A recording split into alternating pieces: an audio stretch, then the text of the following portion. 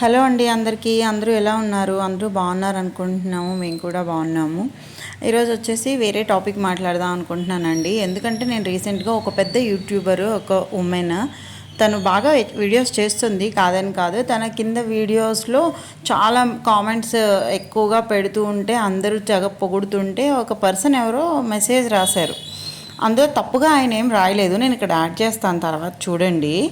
అయితే ఆయన ఏమన్నారంటే చిన్న చిన్న వాళ్ళు, house wives, lower middle class and middle class వాళ్ళకి ఏ సోర్సు లేక బయటికి వెళ్ళలేక పోనీ ఏదో ఒకలాగా మన పిల్లలకో హస్బెండ్కో హెల్ప్ అవుదామని చెప్పి యూట్యూబ్ స్టార్ట్ చేస్తున్నారు.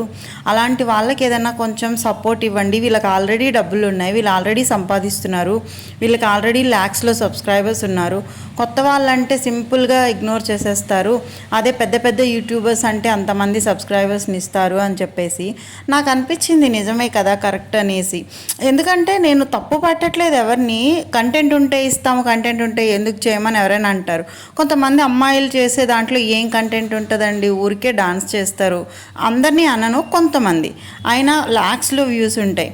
ఇట్లా ఇట్లా మేము అంటే వంట చేసి ఏదో ఒక కుకింగ్ వీడియోస్ పెట్టి ఎంతో కొంత ఎఫర్ట్ అన్నా పెడుతున్నాం దానికోసం. అందుకని అలా అని నేనేమి ఒకరిని తక్కువ చేసి అనట్లేదు. జస్ట్ ఇట్స్ ఎ రిక్వెస్ట్ అండి. ఇంటి కోసం, పిల్లల కోసం ఏదో చేయలేక, బయటికి వెళ్ళలేక, చిన్నపిల్లల నుండి యూట్యూబ్ చేద్దాము అని స్టార్ట్ చేస్తున్నాము.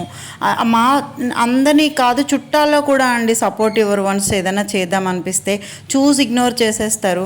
ప్లీజ్ ఎవరైతే కొత్తగా ఈ వీడియో చూస్తున్నారో ప్లీజ్ అండి, ప్లీజ్ సబ్స్క్రైబ్ చేసుకోండి. ఇగ్నోర్ చేసేయకండి.